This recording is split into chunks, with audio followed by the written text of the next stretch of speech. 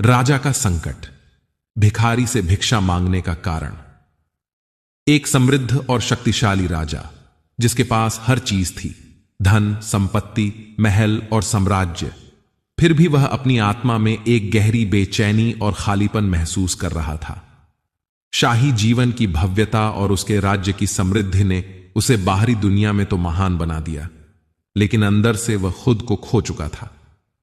एक दिन उसने एक अजीब निर्णय लिया। वह शाही वस्त्र उतारकर एक भिखारी बनकर राज्य से बाहर निकला। उसका मन था कि शायद किसी साधारण व्यक्ति से कुछ सीखने को मिले जिसे वह अपने जीवन में खो चुका था। और जब वह एक भिखारी से भिक्षा मांगने पहुंचा तो उसे जो उत्तर मिला उसने उसकी दुनिया को ही बदल डाला। यह कहानी है उस राजा की जिसने बाहरी समृद्धि को छोड़कर अपनी आत्मा की शांति की तलाश की। नमस्कार दोस्तों, स्वागत है आपका इंस्पायर रजाराम चैनल पर, जहां हम आपके जीवन को प्रेरणा और सकारात्मकता से भरने का काम करते हैं। अगर आप भी अपने जीवन को और बेहतर बनाना चाहते हैं तो इस चैनल को लाइक, शेयर और सब्सक्राइब जरूर करें ताकि आप हर नई प्रेरणादायक कहानी, विचार और जीवन के अनुभव से जुड़ सकें। आइए साथ मिलकर आगे बढ़ें और सफलता की ओर कदम बढ़ाएं। आइए कहानी की शुरुआत करते हैं।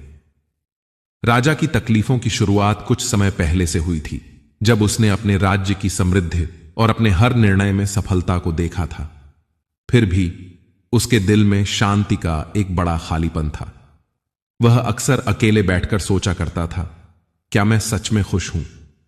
क्या मेरा जीवन सिर्फ सत्ता और धन अर्जित करने के लिए है? राजा ने कई संतों और योगियों से सलाह ली, लेकिन कुछ भी उसके मन को शांति नहीं दे पाया। वह जानता था कि उसके पास हर चीज है, लक्ष्मी का आशीर्वाद, शाही खजाना, सुंदर महल और राजकुमारियां, लेकिन फिर भी वह कुछ महसूस करता था जो उसे एक पूरा इंसान नहीं बना पा रहा था। एक दिन जब राजा पूरी तरह से निराश हो चुका था, उसने महल के बाहर की दुनिया में कुछ अलग तलाशने का निर्णय लिया। राजा ने तय किया कि वह राजमहल से बाहर निकलकर अपने आप को एक सामान्य व्यक्ति के रूप में देखेगा। उसने सोचा, क्या होता अगर मैं एक आम इंसान की तरह अपनी जिंदगी जीता? उसने अपने रॉयल वस्त्र उतार दिए और भिखारी के रूप में सशरीर महल से बाहर निकल पड़ा। उसका मन सोच रहा था, भिखारी से भिक्षा मांगने में शायद मुझे कुछ सीखने को मिले।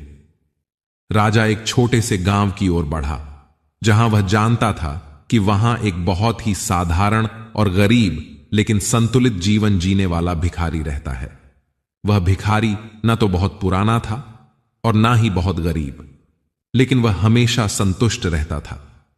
राजा ने सोचा कि शायद इस भिखारी से उसे कुछ महत्वपूर्ण सीखने को मिले। राजा भिखारी के पास पहुंचा और विनम्रता से कहा, मुझे भीख चाहिए क्योंकि मैं बहुत कुछ प्राप्त कर चुका हूं, लेकिन फिर भी मेरी आत्मा खाली है। भिखारी ने राजा को देखा और मुस्कुराते हुए कहा, तुम एक राजा हो, फिर तुम मुझसे भीख क्यों मांग रहे हो?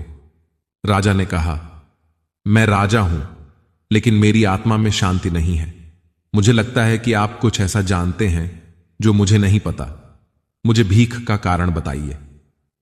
भिखारी ने राजा को एक छोटी सी झोली दिखाई जो उसके पास थी और कहा, यह मेरी भिक्षा की झोली है। मैं हर दिन इसे उठाकर कुछ नया सीखता हूं। भिक्षा में मुझे केवल पैसा नहीं मिलता, बल्कि जीवन के गहरे अर्थ की समझ भी मिलती है। आप जैसे लोग जो केवल भौतिक सुखों का पीछा करते हैं, वे कभी संतुष्ट नहीं हो सकते, लेकिन जो अपनी इच्छाओं को संतुलित करता है वही सच्चा राजा होता है। राजा चुपचाप सुनता रहा।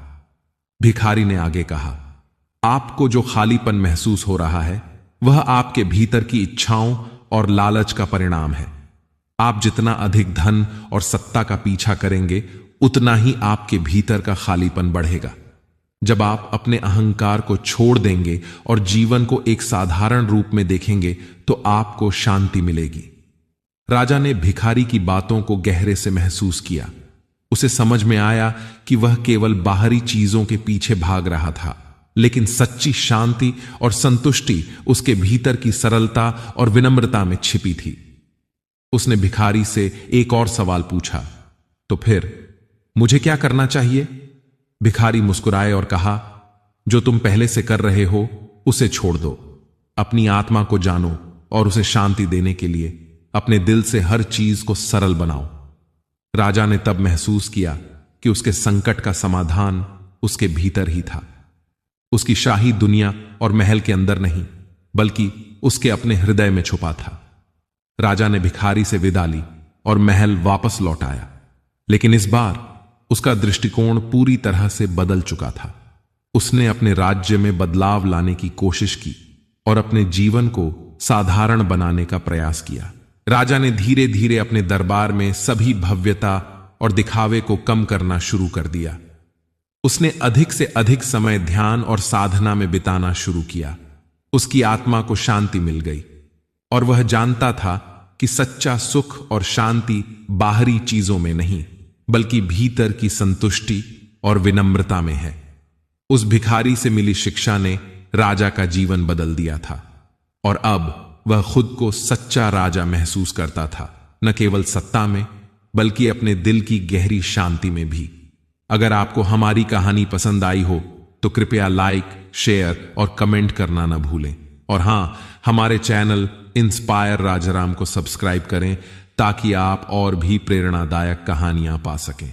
धन्यवाद।